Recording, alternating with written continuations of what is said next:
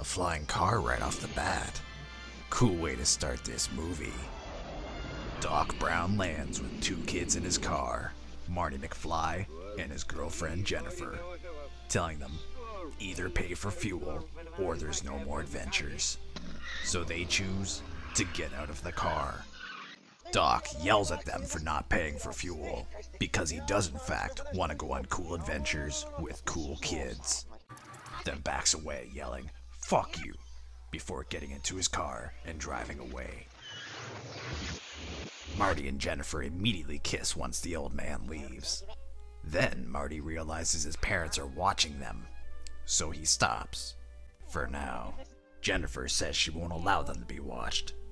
And now that the mood has changed, she doesn't even want to hang out anymore. Marty then backs away in shame towards his cool new truck. Jennifer says she'll try again later when his boner for his truck goes away. "I don't have a boner for my truck." And then he leaves the truck to prove his point, reluctantly. Marty gives his truck keys to a doofus named Biff, because that guy clearly needs help in life. Marty looks out the door with George to see Biff dirtying up the car. What a strange business. But Biff is clearly an idiot that doesn't have too many life skills. She takes a kiss away from Marty. He gets upset and starts hyperventilating on the floor and demanding it back. They tell him to get up, so he does. Marty decides to go for a nightly stroll when Doc Brown zooms back over to his house. He's almost like a crazy stalker. Doc tells Marty he's been really depressed lately. He is suddenly holding a torn up note that says Doc is going to die.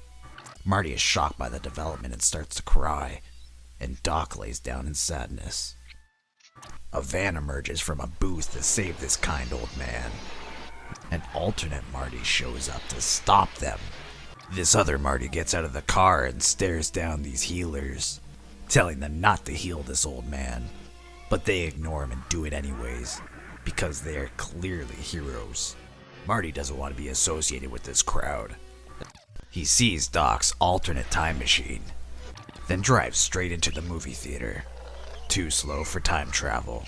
In 1955, Doc is excited as he makes a pact with the devil for a new friend. He walks through a pathway of fire as part of the ritual. Sparks begin to appear on the wire. The fire trail moves towards it, and Marty appears. Doc tries to unplug the cord in time, but the current makes its way through, up the cable, and into the sky to signify the end of times. Doc tries to dismantle the evidence as fast as possible to his crime against humanity. He slides up to the top of the tower to dismantle that section first. He has trouble reaching a hanging cord, if only at a place for his feet. Oh, there we go. Demonic power is really helping him out here. Marty runs up and tells him that he's from the future and wants to help him with his depression. The bell rings, which freaks Doc out. Doc tells Marty, "I made a deal with the devil for a friend to help me with my depression, and now you're here. Watch this," as the cable is reattached miraculously. "How the hell did you do that?" Doc decides to test out his new abilities and fixes a piece of paper. "See? I got new abilities with this demonic deal." Marty tells Doc, "You shouldn't make deals with the devil. But I was depressed and needed young blood. A friend." Then Doc realizes he fixed a piece of paper saying he will die in 30 years. Because that's how deals with the devil work. He starts going off saying that he will invent cool things that will change the world. Like a time machine. And will figure out a cool use for his new powers. Maybe becoming a party magician. Lorraine and George are young again, and seemingly having a good time. Then, their future son walks in, sucking all the fun out of the air. Like the day he was born. Marty immediately embarrasses himself by saying his friend has satanic powers. They laugh, but then realize it's the 1950s, and they take that shit seriously back then. Marty takes the guitar away from a band member named Marvin. Realizing he has no idea what he's doing, he gives it his all, throwing himself all over the stage. The band is confused, and just started playing a simple beat to hopefully try and make sense of his lunacy. Marvin pulls the phone out of the air and starts telling his cousin Chuck about this crazy guy who took his guitar. But he then realizes he hasn't even dialed the phone yet. Marty starts playing around with his hand for a moment. Thinks something might be kicking in from that punch bowl. George waves to Marty, realizing seeing his son on stage that he might want to remain celibate for now. Marty falls straight down as whatever was in that bowl really starts kicking in. George decides to give one last kiss to Lorraine, because life is all downhill from here. George sets Lorraine on the ground. "There you go," he says, then starts laughing uncontrollably and staring at his hand, probably tripping from the same punch bowl. George then decides to help Biff off the ground, straighten him out a bit. Biff starts laughing as he was down there for a while. George realizes Biff is an ugly laugher. George is tweaking hard, so Biff straightens him out. He thanks George for the girl and gets in the car. He sees they're getting it on in there, which scares him, so he runs away. Biff then gets weird and says he's gonna let her son in the car to see his skills. She slowly starts closing in to give him a kiss. Marty starts to freak out. Lorraine pulls back quickly, with a smile on her face. She actually liked it. Marty steals the letter out of Doc's jacket, tampering with history. Marty holds the note in his hands and begins to erase the warning to Doc, having regretted coming back here and kissing his mom. Marty grabs a bra to remind him he will never encounter a full one. You'll never know anything sexual. Is he just trying to erase himself from the timeline now? George still doesn't believe him. She will throw herself at me again, for sure. Marty denies this. Nah, it'll never happen with her. Then I'll get neutered. You're gonna do what? Marty poses in front of Doc for Lorraine. Follow me and you'll get the best of me. She steps backwards. Marty follows. I read a long book to see who he called a frickin' witch. Marty panics. Witch? There's no witch, just some pride in him. If I knew how to do it, figure out how to be next witch, then right on. She trails off, getting weird in front of Doc, since she's claiming he's a witch, and she has cast some sort of allure spell over to Marty. Marty's figured out something's wrong. What's going on? I resist this now or what? It'll wear off, she says. Yikes, now how long until that? I don't mind, she says, which wasn't the answer he was looking for. She slowly leaves to see if Marty will follow. Doc throws his hand in the air to say, it didn't work. She's quite happy, powerful. Doc checked to make sure she's leaving. I must combat her with my powers. This is to show what happened. A portal opened up. You popped through in the car and shot power into the sky. Thought I hallucinated this, but woke up and everything was still there. Had a lot of evidence to destroy, but this is just a nice little reminder to what were my crimes against humanity. Lorraine stares off at someone with lust in her eyes. It's Biff and his friends, all covered in shit. I guess that's what really does it for her. Marty walks over to a kid and says, thanks, I'll take that, and shows him his skills of dropping it on the ground, amusing the child so much. Not a lot happened back then. Lorraine decides that since she's the only one who likes the smell, she'll clear it up for everyone else, using her new witching powers. The car then pulls away from the truck at high speed, scaring the occupants in the car. Marty realizes he's about to get hit and jumps into action. He just wants to get away from the truck as fast as possible. Marty brings the board back to this kid, and even puts training wheels on this useless box with handles. I wonder why he carries it around. Lorraine teases George while talking about Marty. He's so strong and bold. Why you know like that? The trio of idiots are on the floor, so Marty helps them up. Even lifts Biff off the ground by his lip. Biff is confused and shamed by being helped up in front of everyone. He exclaims he doesn't need help and lays down to show him.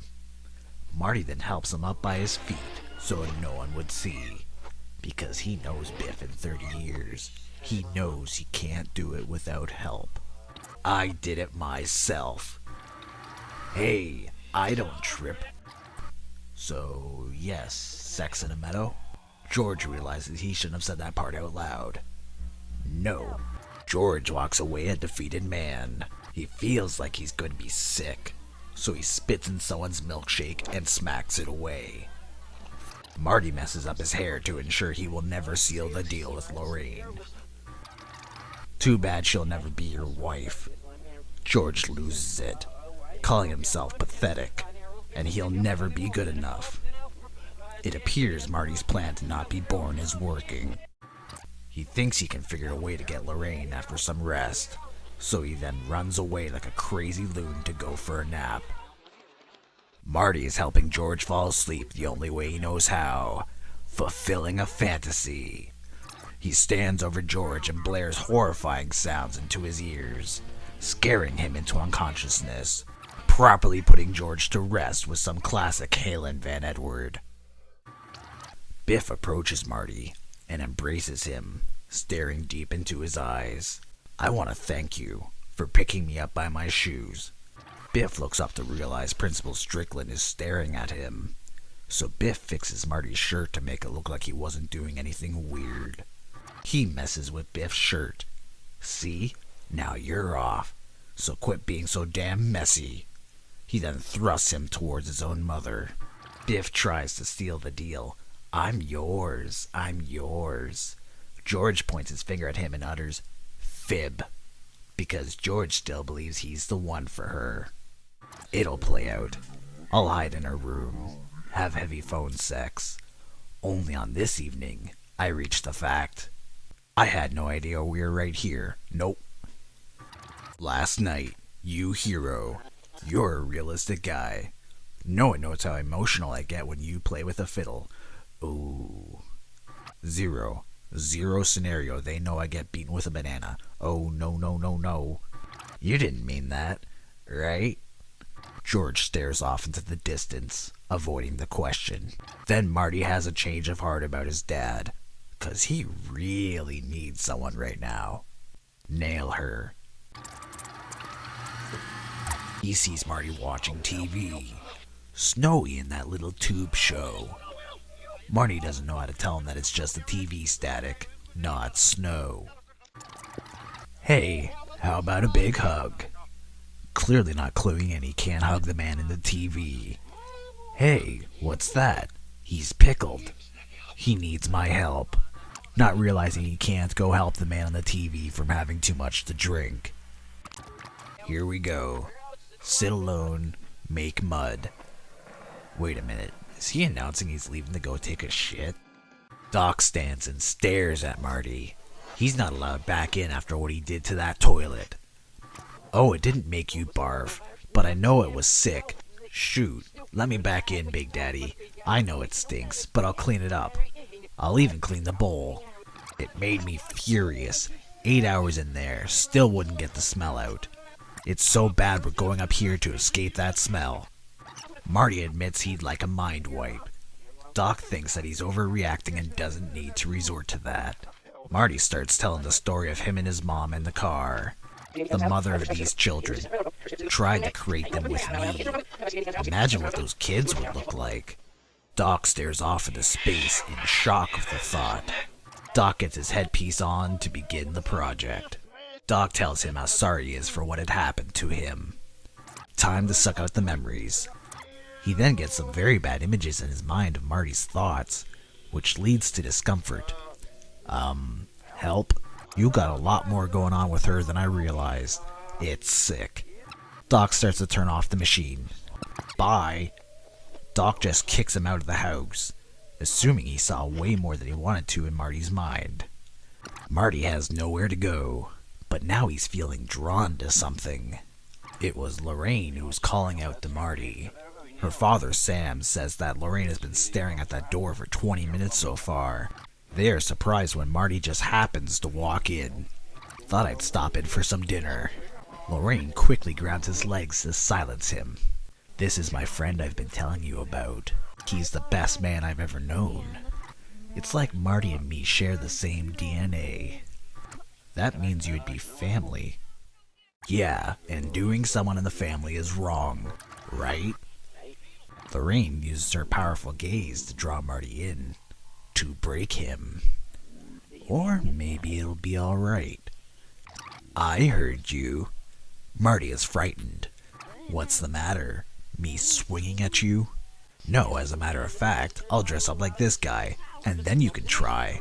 As if he thinks dressing up like this will have any impact on the damage that kid could do. Stella tells little Milton to stop picking fights with Lorraine's suitors. Someday he'll be my brother? Wow. Considering little Milton will either be 100% wrong or 100% right. Marty quickly gets his pants off. Lorraine rushes in and swipes the pants from him to sniff off camera. That smell, oh my god. You're mine tonight. Marty breathes heavily as thoughts that are about to transpire flood his mind. She asks if he's ready for it now. Yeah, I'm ready. Let's get it on. Lorraine is excited by this. She reaches to take off the blanket, but he refuses. She now sees he's resisting her power. I'll never let you back out of the house. Marty begins to hyperventilate, feeling trapped. It is now bedtime. I'm going to go to sleep now. As Lorraine goes on to say that maybe she'll head over to see George, and if she can convince him without hesitation instead. Sam brings Marty outside to wake up, wanting to keep him far away from his daughter. George goes and lays down too. Sam is confused, so he leaves. Marty wakes up and helps George off the ground. George jumps up in the air to climb a tree. It's like he knew it was the perfect way to watch this woman getting dressed. I saw you in the tree. No. Then simply ignores Marty, as he just wants to will him out of existence by this point. Biff reminds him that he can always smell him when he walks in, possibly his dirty feet. Biff asks if George washes his feet. George explains that he hasn't been lately due to the spaceman tucking him into bed, and that it was Marty. Biff asks George to tell him that it isn't true, but George cannot answer. Biff explains that they used to do this for each other when they were young, but then they stopped hanging out, where he had no one who would grab him by the face and hit him in the head repeatedly until he fell asleep. Biff claims that he'll put George to sleep better than Marty. He decides he doesn't want to be in this time period anymore, taking one last look at Valley Hill before it becomes a shell of what it once was. Marty walks back to where he left the car to charge overnight. Marty takes one look at his future home, then realizes he needs to use the bathroom, and needs to get back there in time to use it. Marty freaks out as he feels the burn, driving into Old Man Peabody's barn. Peabody yells, "Shit in there and I will end you." 3 little barrels. Sounds like he knows what he's about to do to those barrels, and goes in to do his business. He's chilling with the cow, because they had unbroken eye contact during the destruction of the barrels and bowels, only to hear the Peabody family approaching. The smell must be horrendous. Even Marty's closing himself off from it. A man just broke into my barn to take a shit in. Marty rushes out of there as fast as he can to try and avoid the smell. Marty is brought back to 1985, where Marty is greeted by the healers. Marty stops the car to try and stop them from helping Doc. The healers revive Doc. Marty yells for Doc to look at his gun, which Doc does for a quick moment, before realizing that was a dumb thing to do. The Mafia has this brouhaha in Philadelphia. It's not a gamble. It appears we now know his mission, to connect with another witch somewhere else. Einstein hops in, while Doc takes the time to make fun of the dog's incorrect time. He knows one way to fix it. Doc approaches Marty, seeming confused by the dog's lack of driving ability. The car begins to shake, then make a powerful skid towards Doc and Marty. What's this? Doc just tried to pull Marty and himself into the vehicle's path. Doc just tried to commit murder-suicide. Doc has revealed this was part of a ritual, and he just helped complete it.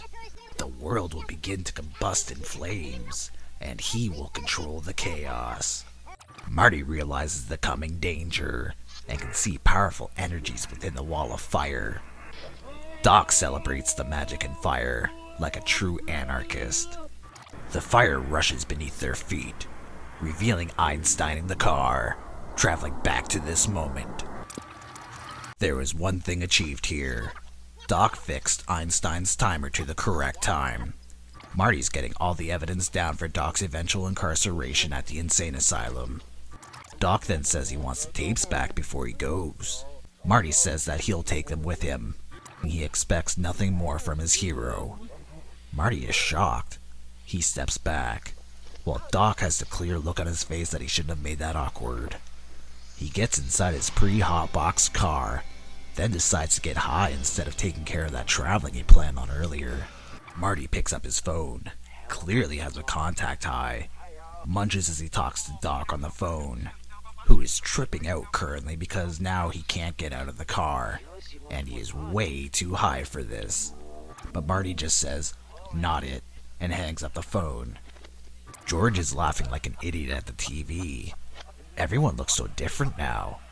Marty really screwed up in 1955. Lorraine explains life went downhill pretty fast after going for this weirdo. That she had this thing for this other guy who she couldn't seal the deal with. Her father laid him on the road. Otherwise, he wasn't leaving that room without her permission. George laughs as he hasn't been allowed to leave in years. Lorraine pulls Dave in for a kiss to prove her status as leader. He says she's not the leader. Lorraine shows her full superiority by taking the cake she had for them. George and Dave laugh for a moment, but Dave realizes that maybe she isn't kidding, and he won't get cake. Seriously, what the hell? We all lose. George goes on to say that he and Biff have maintained their little arrangement for over 30 years now. And almost on cue, Biff enters the scene. "Did you know I'm your daddy's?" I help him, then we snuggle. George laughs nervously as Biff explains. Biff also mentions his new shoes, and that they should do some dance role play. George is totally on board with that. "Back in the day when I had it bad, remember? Remember this? Hitting me on the head?" Marty just sneaks away, not even being noticed. It appears Biff crashed this car without ever leaving the driveway, and now they have to take it to get it fixed. What a dunce. Marty goes to meet Jennifer near this porno theater. Marty doesn't need his paper anymore, so this weird lady takes it.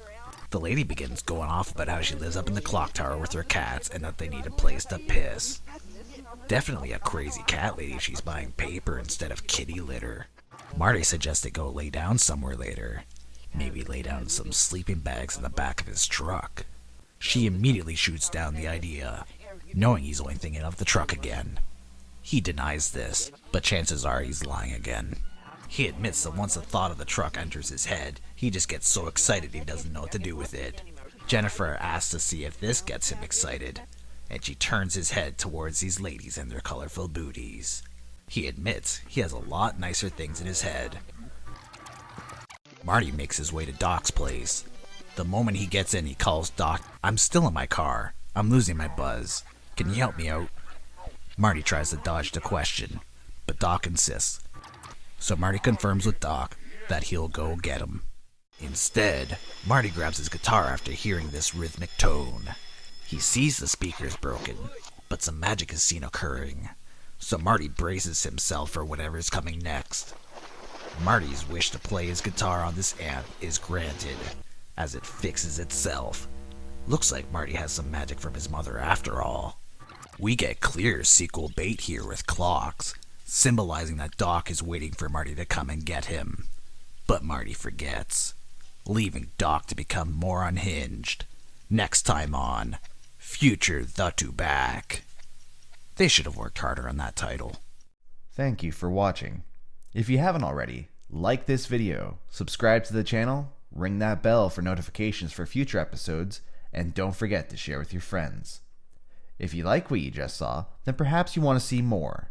In that case, head on over to Patreon to see the ultimate cut of this episode, with a full hour of extra footage, clocking in at 1 hour and 26 minutes. For $3 a month, you can see the ultimate cuts, which you can't find on YouTube. Also included are new episodes before they appear on YouTube, behind-the-scenes content, access to the Vidiot Override Discord server, having your name listed on future episodes as a thank you for your contribution, and much more as more patrons join. Thanks again, and see you next time.